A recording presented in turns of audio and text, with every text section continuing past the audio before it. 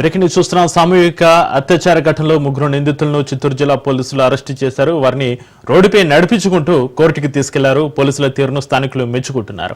తప్పు చేసిన వారికి కఠిన శిక్ష వేయాలని డిమాండ్ చేస్తున్నారు.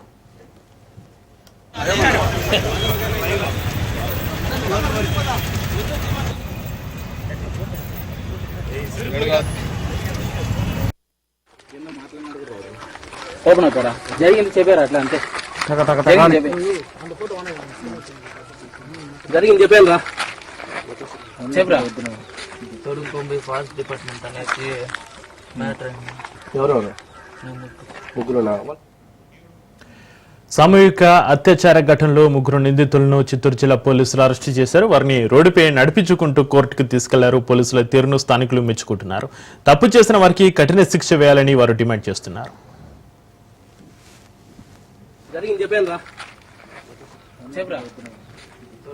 ఫారెస్ట్ డిపార్ట్మెంట్ అనేది మ్యాటర్ ఎవరెవరు ముగ్గురు? వాళ్ళిద్దరు చెప్పలేదా? నువ్వురా ఏమండి? ఎన్ని చూపు పెట్టుకున్నారు ఆ పిల్ల? గట్టి చెప్పు. ఓపెన్ అవుతారా? జరిగింది చెప్పారు అట్లా అంతే.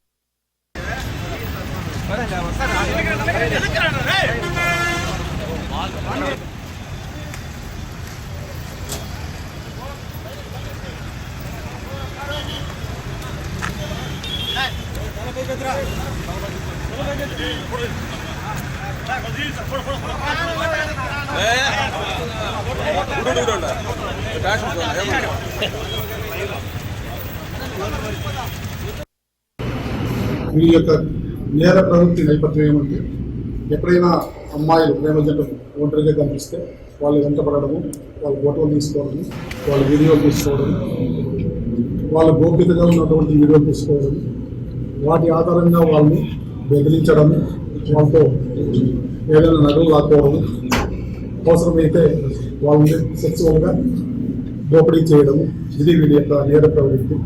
ఆ విధంగానే 2025వ తారీఖున ఒక అర్జెంట్ మన నగరం పార్కులో, పెనుమూరు ప్రాంతం నగర పార్కులో వాళ్ళు కళాక్షేపం కోసం ఏంటంటే, వీరు ఆ సమయానికి అక్కడికి వెళ్ళి వాళ్ళిద్దరూ ఒంటరిగా ఉన్నది గమనించి 1 PM మహేష్ అనే అతను వాళ్ళ దగ్గరికి వీడియో తీసుకుంటే దగ్గరికి వెళ్తారు.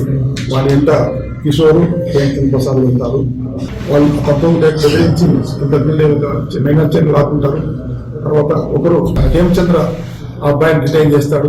మహేష్, కిషోర్ ఆ అమ్మాయిని దగ్గరలో ఉండేటువంటి చెట్ల పొదల్లోకి తీసుకెళ్ళి ఒకరి తర్వాత ఒకరు రేప్ చేస్తారు.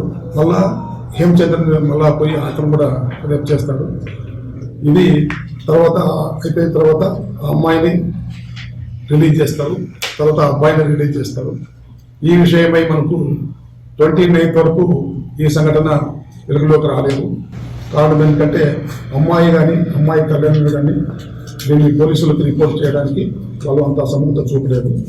ఫైనల్గా అబ్బాయి వీళ్ళు ఏ విధంగా కూడా పట్టుకోవాలనే ఉద్దేశంతో ఆయన మిత్రులు, వారి బంధువులు సంవత్సరంలో 29వ తారీఖున నగరం పార్క్ దగ్గర కాపు కాసి వీళ్ళు వస్తారని వాళ్ళ సమాచారం, లేకపోతే ఇలాంటి హ్యాపిటల్ మళ్ళా పార్క్ దగ్గరికి వస్తారని వేచి ఉన్నారు. అప్పుడు వాళ్ళు ముగ్గురు వచ్చారు. వీళ్ళు ముగ్గురిని గుర్తుపడితే అబ్బాయి తర్వాత మనం నమోదు చేసి ఈరోజు దర్యాప్తులో భాగంగా అన్ని సాక్ష్యాలు సేకరించి ఈరోజు వాళ్ళని అరెస్ట్ చేసి కోర్టు ముందు రాజుపెట్టింది.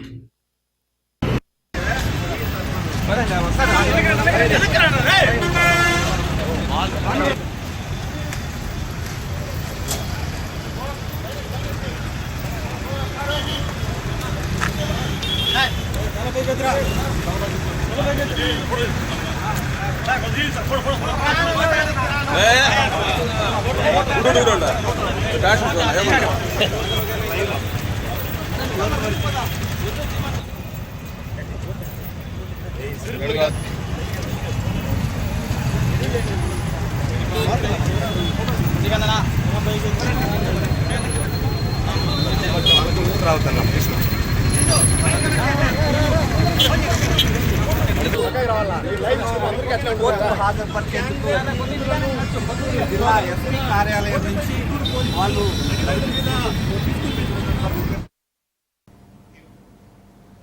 రెడ్డిక సామూహిక అత్యాచార ఘటనలో ముగ్గురు నిందితులను చిత్తూరు జిల్లా పోలీసులు అరెస్టు సంబంధించి మరింత సమాచారాన్ని మా ప్రతినిధి నారాయణ రెడ్డి ఫోన్లలో అందిస్తారు. నారాయణ రెడ్డి, సామూహిక అత్యాచార ఘటనలో ముగ్గురు నిందితులను చిత్తూరు జిల్లా పోలీసులు అరెస్టు చేశారు. వారిని రోడ్డుపై నడిపించుకుంటూ కోర్టుకు తీసుకెళ్లారు. ఆ విజువల్స్ ను మనం రాజ్ న్యూస్ ఎక్స్క్లూజివ్ స్క్రీన్ లో మనం చూపిస్తున్నాం. ఇక పోలీసుల తీరును స్థానికులు మెచ్చుకుంటున్న పరిస్థితి. మొత్తంగా చిత్తూరులో గ్యాంగ్ రేపు నిందితుల అరెస్టు సంబంధించి మీ దగ్గర ఉన్న అప్డేట్స్ ఏంటి నారాయణ రెడ్డి?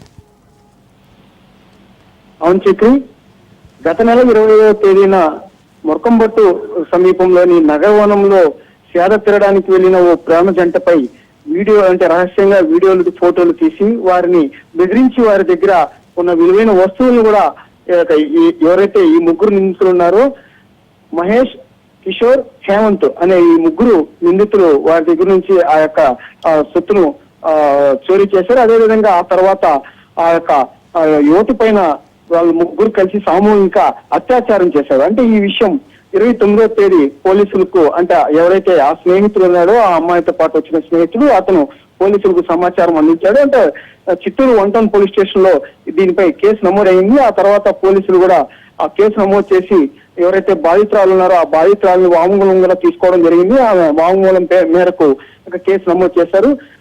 ఈ యొక్క అత్యాచారంతో పాటు అంటే ఫోక్సో చట్టం కింద కేసు నమోదు చేయడంతో పాటు అలాగే SC/ST అట్రాసిటీ కేసు కూడా నమోదు చేసినట్లు కూడా తెలుస్తుంది. పూర్తిగా అంటే వీరు అక్కడి నుంచి పరారైన తర్వాత వీరి కోసం పోలీసులు కూడా గాలింపు చర్యలు చేపట్టారు. అంటే ఈ రోజు ఉదయం చిత్తూరు సమీపంలో వారు ఫారెస్ట్ సమీపంలో వాళ్ళు దొరికినట్లు కూడా DSP విలేకరుల సమావేశంలో చెప్పడం కూడా జరిగింది. ఆ తర్వాత వారి ముగ్గురిని కూడా SP ఆఫీస్ కాడ నుంచి వారిని నడిపించుకుంటూ కోర్టు కూడా తీసుకెళ్లిన పరిస్థితి కూడా ఉంది. అంటే ఈ యొక్క ఘటన పైన కూడా అటు స్థానికులు కూడా హర్షం వ్యక్తం చేస్తున్నారు. అంటే భవిష్యత్తులో ఇలాంటి దారుణాలకు తెగబడకుండా ఉండేదానికి కూడా ఇలాంటి చర్యలు తీసుకోవాల్సిన అవసరం ఎంతైనా ఉందని చెప్పి కూడా స్థానికులు కూడా పోలీసుల యొక్క చర్యలను కూడా స్వాగతిస్తున్నారు. అంటే గతంలో కూడా ఎవరైతే ఈ యొక్క కిషోర్, హేమంత్, మహేష్ అనే వాళ్ళు ఉన్నారో వాళ్ళ ముగ్గురులో ఇద్దరికి మాత్రం నేర ప్రవృత్తిగానే తెలుస్తుంది. అంటే గతంలో కూడా వీళ్ళు అదే పార్క్ వద్ద కూడా కాపు కాసి అంటే ఎవరైతే సేద తీరడానికి ఈ యొక్క ప్రేమ జంటలు ఒంటరిగా ఎవరైనా వస్తే వారి మీద నిఘా ఉంచి వారి దగ్గర ఉన్న సొత్తును స్వాధీనం చేసుకుని వాళ్ళ యొక్క రహస్యంగా వాళ్ళ ఫోటోలు, వీడియోలు తీసి వాళ్ళని బెదిరించడం, ఆ తర్వాత వారి పైన కూడా అత్యాచారం చేయడం కూడా జరుగుతున్నట్లు కూడా పోలీసు విచారణలో తేలినట్టు కూడా తెలుస్తుంది. అంటే పూర్తిగా ఇట్లాంటి సంఘటనలు కూడా చెక్ పెట్టే విధంగా కూడా పోలీసులు భవిష్యత్తులో కూడా చర్యలు తీసుకునే విధంగా కూడా ఏదైతే ఈ పార్కుల వద్ద, నగర వనం వద్ద కూడా బందోబస్తుని అదేవిధంగా సెక్యూరిటీ సిబ్బంది కూడా ఏర్పాటు చేయాలని చెప్పి కూడా SP కూడా చెప్పినట్లు కూడా తెలుస్తుంది. Chakri, right, thank you Narayana Reddy.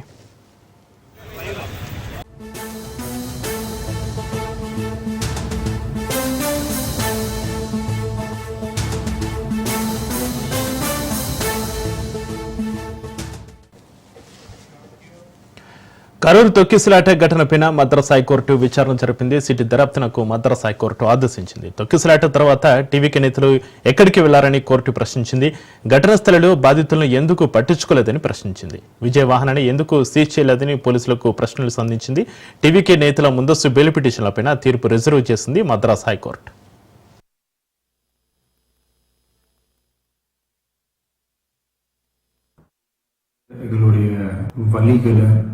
எங்களுடைய நிலைமையை புரிஞ்சுக்கிட்டு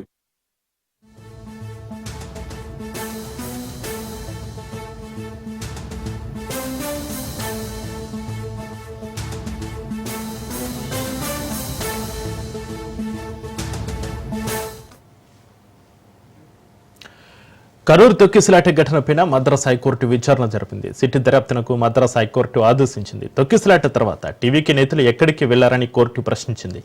ఘటనా స్థలంలో బాధితులను ఎందుకు పట్టించుకోలేదని ప్రశ్నించింది.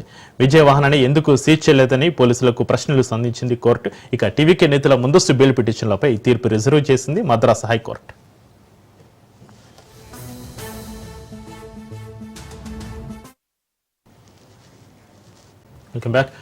భారతదేశం పాకిస్తాన్కు కఠిన హెచ్చరిక జారీ చేసింది. ఉగ్రవాదానికి మద్దతు ఇవ్వడం ఆపకపోతే భూభాగంలో తన స్థానాన్ని కోల్పోయే ప్రమాదం ఉందని భారత సైన్యాధిపతి జనరల్ ఉపేంద్ర ద్వివేది హెచ్చరించారు. రాజస్థాన్లోని అనుపగఢ్లోని ఆర్మీ పోస్టులో ఆయన పాక్కు గట్టి హెచ్చరికలు జారీ చేశారు. ఉగ్రవాదాన్ని ప్రోత్సహించే తన డీప్ స్టేట్ ద్వారా పాకిస్తాన్ ఉగ్ర నెట్వర్క్లకు ఆశ్రయం కల్పిస్తున్నది అని ఆయన అన్నారు.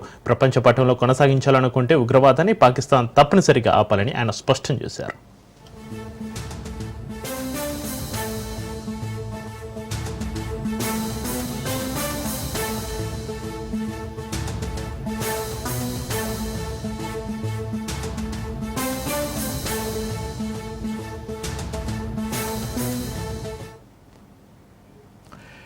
ఇక ఈసారి భారత సాయుధ దళాలు ఆపరేషన్ సింధూర్ 1.0 సమయంలో చూపిన సహనాన్ని ప్రదర్శించబోవని ఉపేంద్ర ద్వివేది అన్నారు. ఇస్లామాబాద్ ఉగ్రవాదాన్ని ఆపకపోతే ఆపరేషన్ సింధూర్ 2వ వర్షన్ ఎంతో దూరంలో లేదని తేల్చి చెప్పారు. ఈసారి పాకిస్తాన్ తన భూభాగంలో కొనసాగాలనుకుంటుందా లేదా అనేది ఆలోచించేలా తాము చర్యలు తీసుకుంటామన్నారు.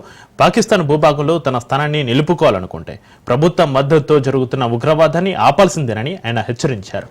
పాకిస్తాన్ వరల్డ్ మ్యాప్లో చోటు ఉంచుకోవాలనుకుంటే స్టేట్ స్పాన్సర్డ్ టెర్రరిజాన్ని ఆపాలని స్ట్రాంగ్ వార్నింగ్ ఇచ్చారు.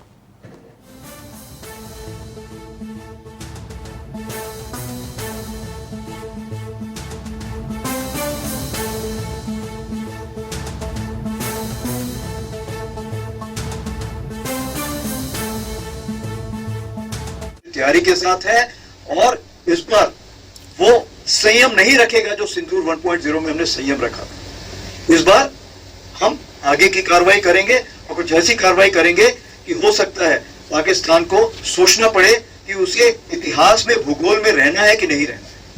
अगर उसे भूगोल में अपनी जगह बनानी है तो उसके लिए उसे जो स्टेट स्पॉन्सर टेररिज्म जिसको हम बोलते हैं, यानी कि उसका देश जो टेररिज्म को स्पॉन्सर कर रहा है उसे रोकना पड़ेगा। तो आप अपनी पूरी तैयारी करके रखिए और अगर परवरदिगार चाहेंगे, भगवान चाहेंगे, वाहेगुरु चाहेंगे तो बहुत जल्दी ही आपको मौका मिलेगा। उसके लिए ऑल द बेस्ट। जय हिंद। इस बार भारत देश पूरी तैयारी के साथ है और इस बार वो संयम नहीं रखेगा जो सिंदूर 1.0 में हमने संयम रखा। इस बार हम आगे की कार्रवाई करेंगे और कुछ ऐसी कार्रवाई करेंगे कि हो सकता है पाकिस्तान को सोचना पड़े कि उसे इतिहास में भूगोल में रहना है कि नहीं रहना है। अगर उसे भूगोल में अपनी जगह बनानी है तो उसके लिए उसे जो स्टेट स्पॉन्सर टेररिज्म जिसको हम बोलते हैं, यानी कि उसका देश जो टेररिज्म को स्पॉन्सर कर रहा है उसे रोकना पड़ेगा। तो आप अपनी पूरी तैयारी करके रखिए और अगर परवरदिगार चाहेंगे, भगवान चाहेंगे, वाहेगुरु चाहेंगे तो बहुत जल्दी ही आपको मौका मिलेगा। उसके लिए ऑल द बेस्ट। जय हिंद।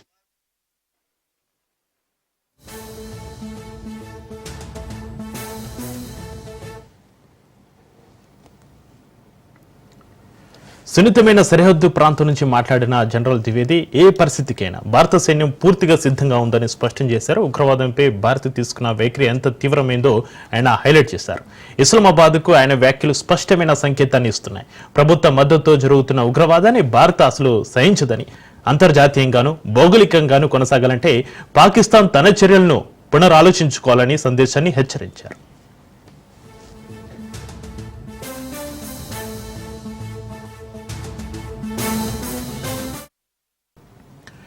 ఉగ్రవాదానికి గట్టి సమాధానం ఇవ్వడానికే భారత్ కట్టుబడి ఉందని ఆర్మీ చీఫ్ వ్యాఖ్యలతో స్పష్టమవుతుంది. ఆపరేషన్ సింధూర్ను ప్రస్తావించడం ద్వారా పాకిస్తాన్ ఉగ్రవాదాన్ని కొనసాగిస్తే మరోసారి మరింత శక్తివంతమైన ఆపరేషన్ చేపట్టే అవకాశం ఉందని సంకేతం ఇచ్చారు.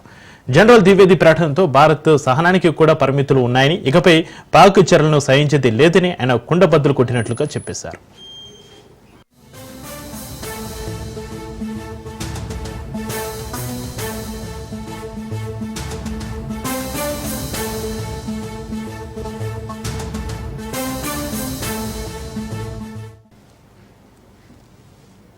ఆపరేషన్ సింధూర్ అనంతరం కాల్పుల విరమణ కోసం పాకిస్తానే భారత్ను అభ్యర్థించిందని, ఇందులో అమెరికా అధ్యక్షుడు డొనాల్డ్ ట్రంప్ ప్రమేయం ఏమాత్రం లేదని భారత వాయుసేన chief air chief marshal AP Singh శుక్రవారం స్పష్టం చేశారు. ఈ ఆపరేషన్లో పాకిస్తాన్కు చెందిన అమెరికా తయారీ F-16, చైనా తయారీ J-17 యుద్ధ విమానాలను కూల్చివేస్తున్నట్లుగా ఆయన సంచలన విషయాలు వెల్లడించారు.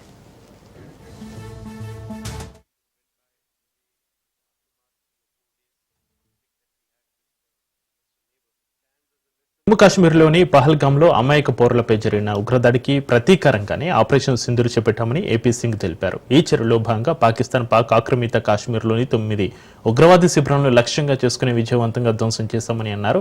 భారత సైనిక శక్తిని, ఖచ్చితత్వాన్ని ప్రపంచం మొత్తం చూస్తుందని ఆయన వ్యాఖ్యానించారు. ఈ ఆపరేషన్లో భారతీయ విమానాలు ధ్వంసమయ్యాయంటూ వస్తున్న వార్తలను ఆయన తీవ్రంగా ఖండించారు. అది కేవలం పాకిస్తాన్ పౌరులను తప్పుదోవ పట్టించేందుకు పాక్ సైన్యం చేస్తున్న దుష్ప్రచారమని కొట్టిపారేశారు. దాదాపు 100 గంటల పాటు సాగిన ఈ ఘర్షణలో పాక్ క్షిపణులు, డ్రోన్లను మన గగనతల రక్షణ వ్యవస్థలు సమర్థంగా తిప్పికొట్టాయని ప్రశంసించారు.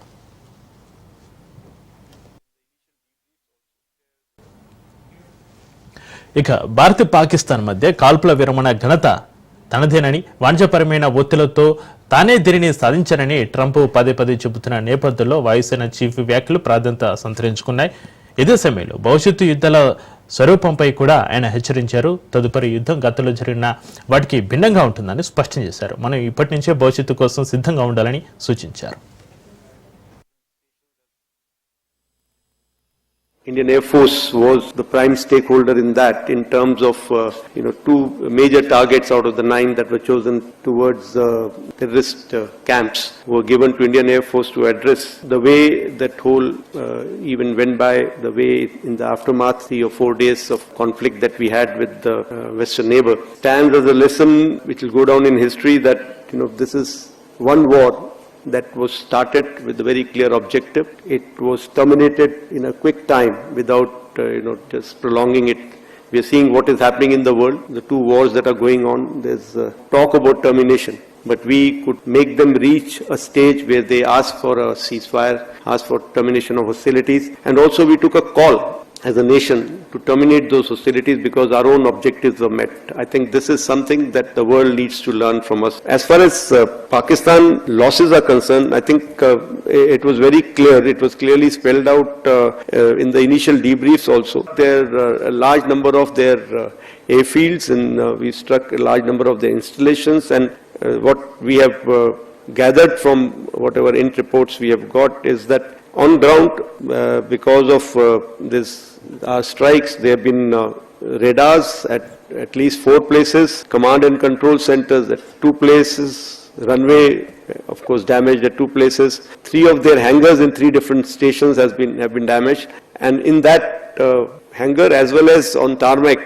we have signs of one C-130 class of aircraft, one AEWC class of aircraft, and at least 4 to 5 fighter aircraft, most likely F-16 because that base happened to be F-16. Along with that, one SAM system which has been destroyed, either an AEWC or a SIGINT aircraft. Along with that, 5 fighters, that high-tech fighters of between F-16 and JF-17 class is what our system tells us. వరద ఉధృతికి శ్రీకాకుళం జిల్లా హీర మండలంలోని జిల్లేడుపాడు గ్రామం జల దిగ్బంధంలో చిక్కుకుంది. అయితే గ్రామంలోకి వెళ్లాలన్న వంశధార నదిని దాటుకుని వెళ్లాల్సిన పరిస్థితి ఉండడంతో పునరావాస కేంద్రానికి కూడా తరలించలేని పరిస్థితి. దీంతో ఎస్డీఆర్ఎఫ్ బృందం రంగులకి దిగింది. గ్రామస్తులను తరలించడానికి వీలు లేకపోవడంతో బోటు మీద వెళ్లి గ్రామస్తులకు ఆహారం, మంచినీళ్లు అందించారు. మరోవైపు వంశధార వరద ఉధృతి ఎప్పుడు తగ్గుతుందా అంటూ బిక్కుబిక్కుమంటూ కాలం వెల్లదీస్తున్నారు గ్రామస్తులు. జలదిగ్బంధంలో ఉన్న జిల్లేడుపేట గ్రామంలోని తాజా పరిస్థితికి సంబంధించి మరింత సమాచారాన్ని మా ప్రతినిధి సౌమ్య అందిస్తారు. ఉండేటటువంటి ఒక ముంపు గ్రామం అనేటువంటి జిల్లోడుపేట గ్రామం దగ్గరలో ఉన్నాము. జిల్లోడుపేట గ్రామానికి వెళ్ళాలి అంటే దాదాపు ఇక్కడ నుంచి 1/2 కిలోమీటర్ ఉంటుంది. కానీ దానికి ముందు వచ్చేటటువంటి కల్లట అనేటటువంటి ఒక గ్రామం దగ్గర ప్రస్తుతం మనం ఆగిపోయామని చెప్పుకోవచ్చు. ఎందుకంటే ఇక్కడ నుంచి వెళ్ళాలంటే నార్మల్ గానే జిల్లేడుపేటకి రోజు కూడా పడవలోనే ప్రయాణించాల్సినటువంటి పరిస్థితి. వాళ్ళ గతంలో కూడా చాలా వరకు బ్రిడ్జ్ కట్టాలని చెప్పి కూడా చాలా వరకు ధర్నాలు చేసినటువంటి పరిస్థితి కూడా మనకు కనిపించింది. అయితే ఈ నేపథ్యంలో ఏదైతే అల్పపీడనం కారణంగా వచ్చినటువంటి వర్షం, అదేవిధంగా ఇంకొక వైపు చూసుకున్నట్లయితే ఒరిస్సాకు సంబంధించి వర్షాలు విపరీతంగా రావడంతో దానికి సంబంధించినటువంటి గొట్ట బ్యారేజ్ కి సంబంధించినటువంటి వాటర్ ఉద్రిక్తత ఎక్కువగా, నీళ్ల ఉద్రిక్తత ఎక్కువగా ఉండడంతో దాదాపు 10 గ్రామాలు ముంపుకు గురయ్యాయని చెప్పుకోవచ్చు. దానిలో భాగంగా ప్రస్తుతం జిల్లేడుపేట గ్రామం దగ్గర ప్రస్తుతం మనం ఉన్నాము. ఇక్కడ చూసుకోవచ్చు, ఇక్కడ పరిస్థితి కూడా ఇక్కడ నుంచి పడవల మీద విలేజ్ కి వెళ్లాల్సినటువంటి పరిస్థితి లేదు. అక్కడ ఉండేటటువంటి గ్రామస్తుల్ని ఇక్కడ ఉండేటటువంటి పునరావాస కేంద్రాలకు తరలించాలన్నా కూడా ప్రస్తుతానికి సాధ్యం కాని పరిస్థితి అని చెప్పుకోవచ్చు. ఎందుకంటే వాళ్ళని తీసుకురావాలి అన్నా సరే మళ్ళీ పడవల్లోనే వెళ్లి తీసుకురావాల్సినటువంటి పరిస్థితి ఉంది కాబట్టి అది చాలా వరకు గ్రామస్తులకి అంత సేఫ్ కాదని చెప్పి ఆ పరిస్థితి కూడా లేకపోవడంతో ఎస్డీఆర్ఎఫ్ బృందాలు, అదేవిధంగా ఏదైతే ఫైర్ ఇంజిన్ ఇవన్నీ కూడా ప్రస్తుతం ఇక్కడే ఉన్నాయి. వాళ్ళకి కావాల్సినటువంటి అన్ని వస్తువుల్ని కూడా ఇక్కడి నుంచే కల్పిస్తున్నటువంటి పరిస్థితి. ప్రత్యేకంగా ఎస్డీఆర్ఎఫ్ బృందాలు ఏవైతే ఉన్నాయో అవన్నీ కూడా ఏదైతే గ్రామస్తులు ఉన్నారో వాళ్ళకి కావాల్సినటువంటి అన్ని డైలీ సదుపాయాలన్నీ కూడా ఇక్కడి నుంచి, అంటే భోజనం వస్తువులు అన్ని కూడా ఇక్కడి నుంచి తీసుకెళ్తున్నారు. ఎందుకంటే ఆ గ్రామము మధ్యలో ఉంది, చుట్టూ కూడా జల దిగ్బంధంలో ఉన్నారని చెప్పుకోవచ్చు. గ్రామస్తులు కూడా లోపల నుంచి బయటకు రానటువంటి పరిస్థితి పరిస్థితి ప్రస్తుతం వాళ్ళు అసలు ఎలా ఉన్నారు, ఎలాంటి సిచ్యువేషన్స్ ప్రస్తుతం ఈ గ్రామంలో ఉన్నాయి. కల్లట గ్రామానికి చెందినటువంటి వాళ్ళు ఉన్నారు, ఒకసారి వారితో కూడా మాట్లాడే ప్రయత్నం చేద్దాం. చెప్పండి, యాక్చువల్లీ మామూలుగా మాకు తెలుసు జిల్లాడిపేట గ్రామం ఎప్పుడు కూడా పడవ మీద ప్రయాణం చేసేటటువంటిది, బట్ ఇప్పుడు ఏవైతే 10 గ్రామాలు 30 గ్రామాల్లో ఇది కూడా ఒకటి. సో ఆ లోపల ఉండేటువంటి ప్రజలు ప్రస్తుతానికి ఎలా ఉన్నారు, వాళ్ళకి కావాల్సినటువంటి ఫెసిలిటీస్ అన్ని ఎలా వెళ్తున్నాయి? ఇటీవల ఈ 2 రోజుల వర్షానికి బాగా వాటర్ అనేది వంశధారకి ఫ్లో వచ్చిందండి. దానివల్ల మహేంద్ర తాండాకి బ్యాక్ ఫ్లో రావడంతో ఆ ఊరు మొత్తం ఇప్పుడు కాకుండా మెడిసిన్ అలాగా ఇంకా వాళ్ళ నిత్యావసర సరుకులు కూడా ప్రొవైడ్ చేస్తారని గవర్నమెంట్ కోరుకుంటున్నామండి. పంట పొలాలు కూడా ఇక్కడ ఒక 500 ఎకరాల వరకు వరి అనేది మునిగిపోయిందండి. అలా ఇప్పుడు పట్టదశలో ఉండడంతో అది పూర్తిగా మరి దేనికి కూడా పనికి రాకుండా పోతుంది. దానిలో భాగంగా మాకు ప్రభుత్వం నుంచి నష్టపరిహారం ఇస్తారని కోరుకుంటున్నామండి. ఇప్పుడు దాదాపు ఆ గ్రామంలో ఎంత మంది గ్రామస్తులు ఉన్నారండి అక్కడ చిక్కుకుని? ఒక 200 వరకు ఉంటారండి. అందులోనే గర్భిణీ స్త్రీలు, చిన్నపిల్లలు, పెద్దవాళ్ళు అందరూ ఉన్నారండి. వాళ్ళకి మెడిసిన్ కానీ ఇప్పుడు మనం చూస్తుంటే వైరస్ లో వస్తున్నాయి, వాళ్ళకి మెడిసిన్, ఫుడ్ కూడా సరిగ్గా పాలు అలాంటివి ఏమైనా నిత్యావసర సరుకులు ఇవ్వాలని కోరుకుంటున్నామండి. అసలు మాట్లాడే ప్రయత్నం చేస్తారా? మీ రిలేటివ్స్ ఉన్నారని చెప్తున్నారు కదా, సో ఎవరితోనే మాట్లాడే ప్రయత్నం అంటే వాళ్ళు కమ్యూనికేషన్ అనేది ఓన్లీ మొబైల్ త్రూ ఉందండి. అది కూడా వాళ్ళకి ఛార్జింగ్స్ అన్ని కరెక్ట్, ఎలక్ట్రిసిటీ కరెక్ట్ లేకుండా అది కూడా కొంచెం కష్టం అవుతుంది. ఏదైనా కమ్యూనికేషన్ మాకు ఒక మోడ్ ఉందంటే అది SDRF వాళ్ళే వెళ్ళి అక్కడ ఏమవుతుందని మాకు చెప్తున్నారండి. వీళ్ళ ద్వారా SDRF వాడుకొని వాళ్ళని తెచ్చే ప్రయత్నం చేస్తే ఇంకా బాగుంటదండి. ఇక్కడ ఇల్లు అనేవి కూడా మునిగిపోయే ఛాన్స్ ఉంది కాబట్టి ప్రభుత్వం దీని మీద దృష్టి పెట్టి వేగంగా చర్యలు తీసుకోవాలని కోరుకుంటున్నాం. గతంలో ఎప్పుడైనా ఇలాంటి పరిస్థితులు ఇక్కడ చూసారా అండి? లాస్ట్ 3 years నుంచి అయితే ఇదే ఫస్ట్ టైం. కాబట్టి లాస్ట్ హుదూద్ తిత్లీ తుఫాన్ అప్పుడైతే ఫుల్ గా వాళ్ళందరినీ ఇక్కడ షిఫ్ట్ చేశారు ఈ NDRF SDRF వాళ్ళు వచ్చి. కాకపోతే ఇది 2-3 సంవత్సరాల్లో ఇది రావడం.